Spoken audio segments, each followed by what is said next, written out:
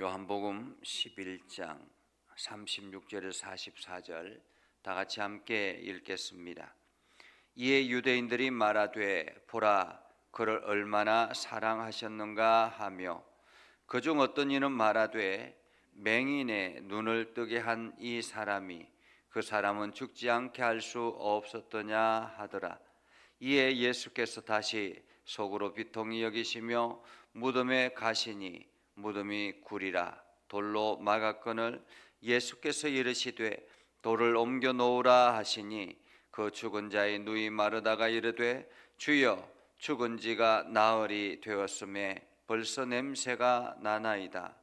예수께서 이르시되 내 말이 네가 믿으면 하나님의 영광을 보리라 하지 아니하였느냐 하시니 돌을 옮겨 놓으니 예수께서 눈을 들어 우러러 보시고 이르시되 아버지여 내 말을 들으신 것을 감사하나이다.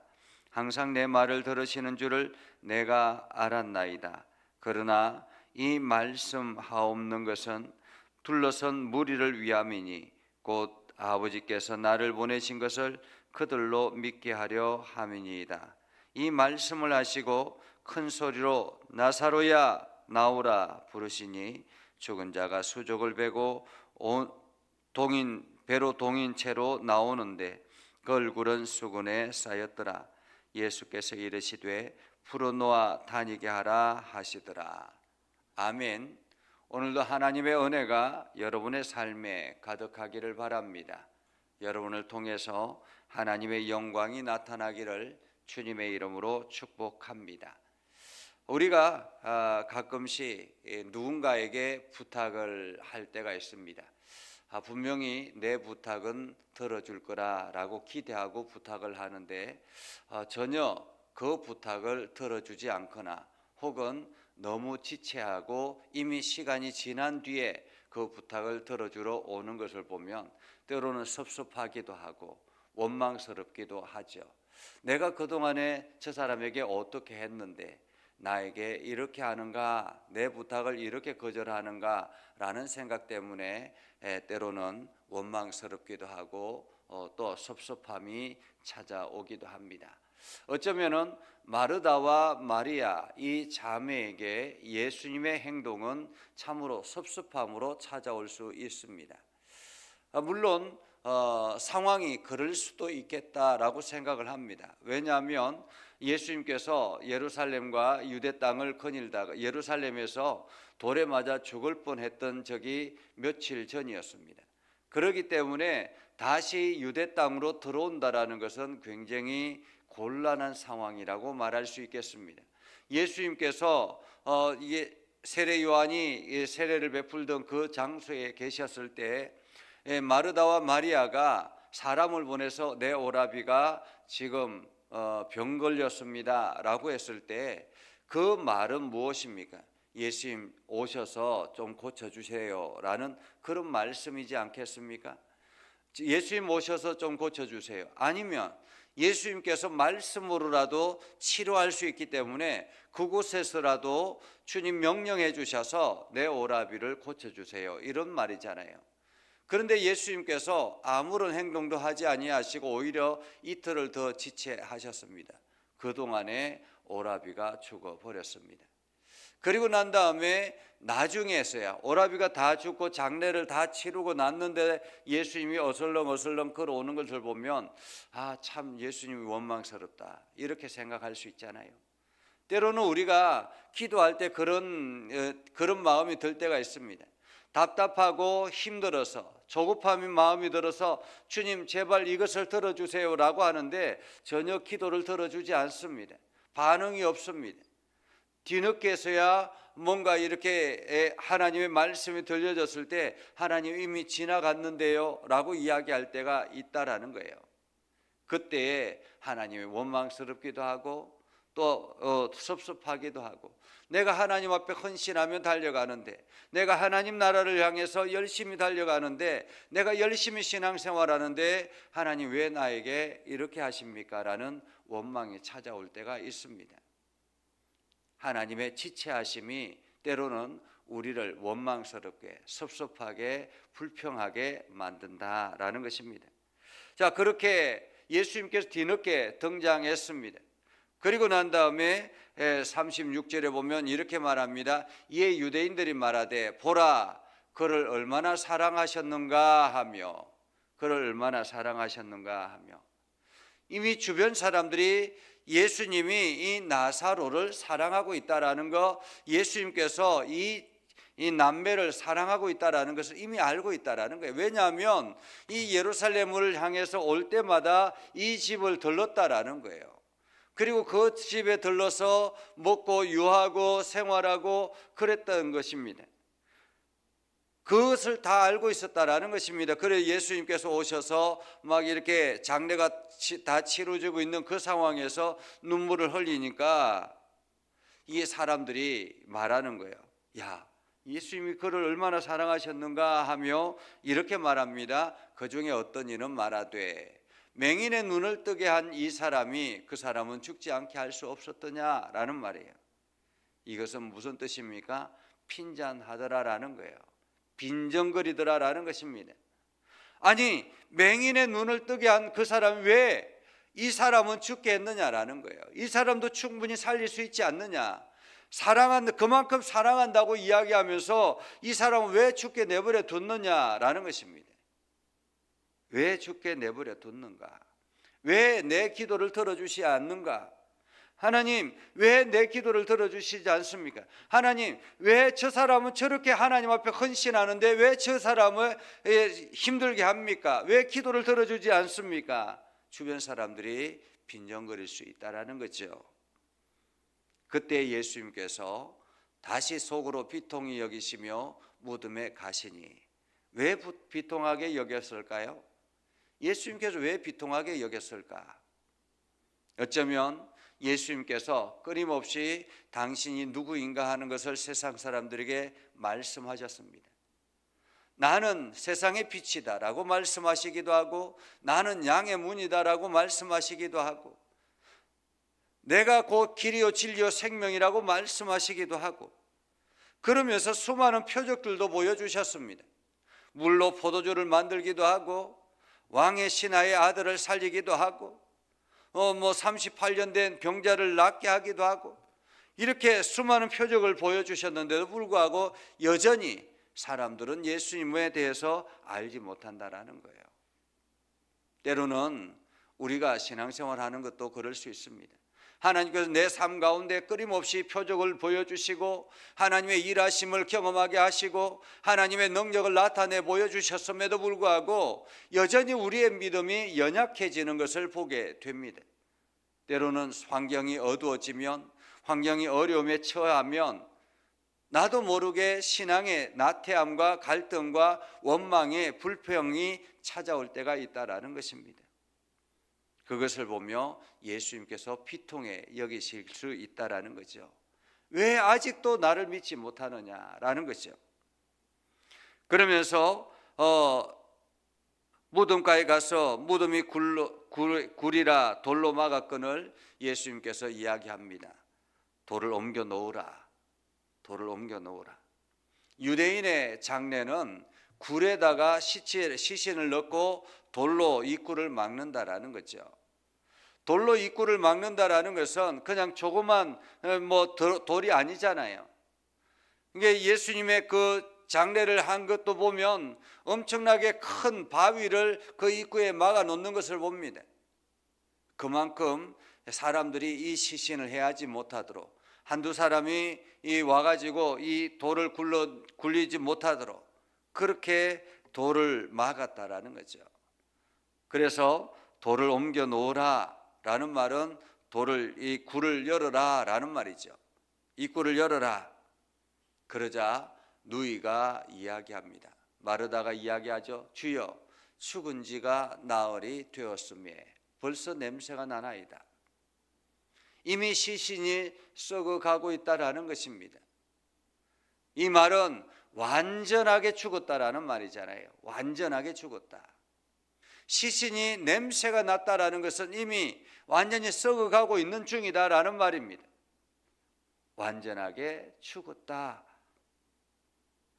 그리고 마르다는 그 말씀을, 이게 이미 죽었는데 뭘 하려고 그러십니까? 라는 말이죠. 주여, 죽은 지가 나흘이 되었음에 벌써 냄새가 나나이다. 그러자 예수님께서 뭐라고 말씀하십니까? 내 말이 네가 믿으면 하나님의 영광을 보리라 하지 아니하였느냐. 예수님께서 오셔서 마르다와 마리아에게 말씀합니다. 예수님께서 조금만 일찍 오셨으면 좋았을 것을 우리 오라비가 죽었습니다라고 했을 때 내 오라비가 죽지 않았다라고 말하잖아요.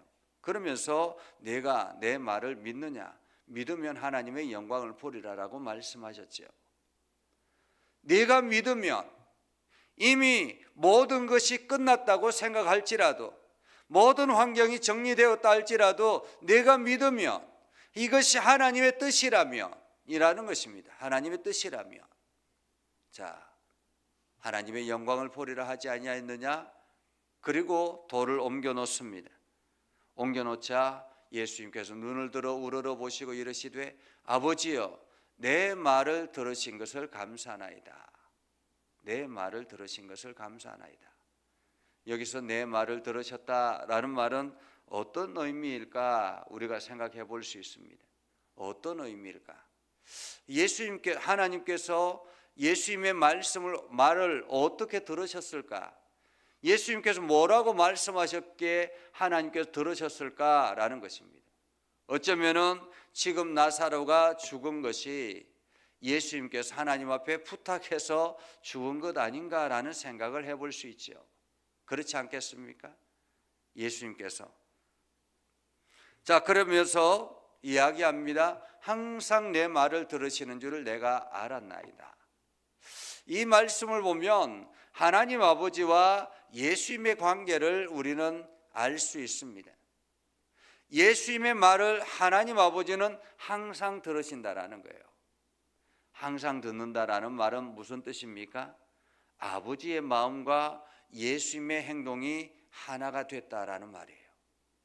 여러분 한번 생각해 보십시오. 여러분의 자녀가 뭔가를 부탁합니다. 그런데 아버지는 항상 그 자녀가 부탁하는 것을 들어준다라는 의미는 자녀가 아버지의 마음에 합하기 때문에 늘 이 아이는 나와 나의 마음과 같기 때문에 들어주는 거예요. 만약에 다르면 들어주겠습니까? 아버지의 의도와 자녀가 의도가 서로 생각이 다르면 들어주지 않죠. 그렇지 않습니까? 그만큼 하나님 아버지와 예수님의 마음은 하나다. 그래서 예수님께서 나중에 기도할 때도 그러잖아요. 아버지와 나는 하나다라고 말하잖아요. 그만큼 하나, 일치되었다. 우리가 예수님 앞에 기도할 때 100% 응답받기를 원한다면 우리의 마음이 하나님, 예수님의 마음과 하나가 되어야 된다는 거예요. 예수님의 마음이 내 안에 들어와서 내가 날마다 예수님의 마음을 살펴야 되는 것입니다. 예수님의 마음과 내가 하나가 되면 내가 기도하는 것이 응답되어지는 거죠. 오늘 예수님께서 그렇게 말씀하십니다. 항상 내 말을 들으시는 줄을 내가 알았나이다. 그러나 이 말씀하옵는 것은 둘러선 무리를 위함이니, 어쩌면 지금 이 상황은 무리들에게 뭔가를 가르치기 위해서, 전하기 위해서 하나님 앞에 이 나사로를 죽게 해주세요라고 말씀하셨을 것 같습니다. 그렇죠? 나사로를. 그러면서 말씀합니다. 곧 아버지께서 나를 보내신 것을 그들로 믿게 하려 함이라. 이 말씀은 하나님 아버지가 예수님을 이 땅에 보내신 것, 예수님이 우리 눈앞에 인간의 몸으로, 육신의 몸으로 등장하게 된 것은 하나님 아버지가 보내신 것이다라는 것을 알게 하기 위해서, 우리가 요한복음을 읽는 이유는 요한복음을 통해서 예수 그리스도가 하나님의 아들임을 알게 하기 위해서라는 것입니다. 자, 그러면서 이렇게 이야기하죠. 큰 소리로 나사로야 나오너라. 나사로야 나오너라. 여러분, 예수님의 행동을 보고 사람들이 얼마나 비웃겠습니까? 이미 죽어서 시체가 되어서 썩어가고 있는 냄새가 나는 그 시신을 향하여서 나사로야 나오너라. 인간이 강심장이 아니고는 어떻게 이렇게 선포할 수 있겠습니까? 완전히 끝이 났습니다. 정리가 되었습니다. 이제는 더 이상 소망이 없습니다. 그런데 그 소망이 없는 그 현장에서 나사로야 나오너라라고 어떻게 선포할 수 있겠습니까? 저라면 그렇게 못할 것 같습니다. 사람들이 비웃는 소리가 들리지 않겠습니까? 그런데 놀라운 일이 일어났습니다. 죽은 자가 수적을 베고 동인체로 나오는데 그 얼굴은 수건에 쌓였더라. 이미 그 염을 하고 얼굴을 칭칭 감고 온몸을 감고 그런 가운데서 지금 뚜벅뚜벅 걸어 나오고 있는 거예요. 그러자 예수님께서 풀어 놓아 다니게 하라 말씀하셨습니다. 여러분, 이 말씀을 통해서 우리는 뭘 발견할 수 있을까요? 예수님은 생명의 주관자이다라는 것을 우리는 알 수 있습니다. 또한 이 말씀을 통해서 무엇을 알 수 있을까요? 이 땅의 죽음이 끝이 아니다라는 것을 알 수 있는 것입니다. 예수님께서 오늘 이 나사로의 죽음과 그 다시 살아남을 통해서 부활이 무엇인가 하는 것을 실제적으로 보여주시는 것입니다. 부활이 어떤 것인가? 예수님께서 끊임없이 부활에 대해서 말씀하시지만은 그 부활을 사람들은 믿지 않는 것입니다. 그런데 이 나사로의 죽음을 통해서 부활하심을, 예수님의 부활하심을 다시 믿게 되게 했다라는 것입니다. 믿게 하셨다라는 거죠. 오늘 우리도 마찬가지입니다. 우리의 육체가 수가 다하면 죽음을 맞이합니다. 그러나 우리의 죽음은 죽음으로 끝나는 것이 아니라, 육체의 죽음으로 끝나는 것이 아니라 예수님께서 다시 이 땅에 오셨을 때 주님께서 우리를 일으켜 세우신다라는 것입니다. 그것이 바로 부활의 삶이죠. 그때는, 그 이후에는 영원한 삶이 우리에게 주어진다라는 것입니다. 오늘 우리는 이것을 위해서 기도하고 오늘도 우리가 헌신하며 달려가는 것이죠. 부활의 삶을 위해서 오늘도 그리스도의 삶을, 그리스도인의 삶을 살아가는 것입니다. 하나님의 영광을 드러내게 되는 것입니다.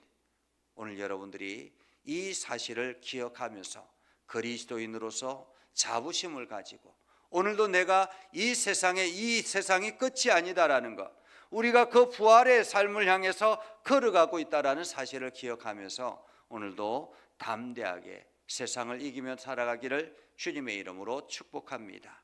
기도하겠습니다. 거룩하신 아버지 하나님, 오늘도 우리 가운데 함께 하시고 하나님의 은혜를 저희들에게 베풀어 주셔서 믿음 안에 서게 하시고 하나님의 영광을 나타내게 해주심을 감사합니다. 아버지 하나님, 오늘도 나사로의 그 삶을 통해서 우리에게 부활의 삶을 보여주심을 감사합니다. 아버지 하나님, 오늘도 우리가 이 사실을 기억하며 우리가 이 땅에서가 끝이 아니라 영원한 삶이 우리에게 주어져 있다는 사실을 기억하며 오늘도 때를 얻든지 못 얻든지 기도하며 나아가게 하시고 하나님의 영광을 드러내게 하시고 어떤 상황에서든지 우리의 마음이 주님과 함께 하나가 되는 놀라운 은혜를 경험케 하여 주시옵소서. 그래서 오늘도 주님의 일하심을 경험하며 찬양하며 나아가게 하시고 하나님의 영광을 드러내게 하여 주시옵소서. 예수님의 이름으로 기도드리옵나이다. 아멘.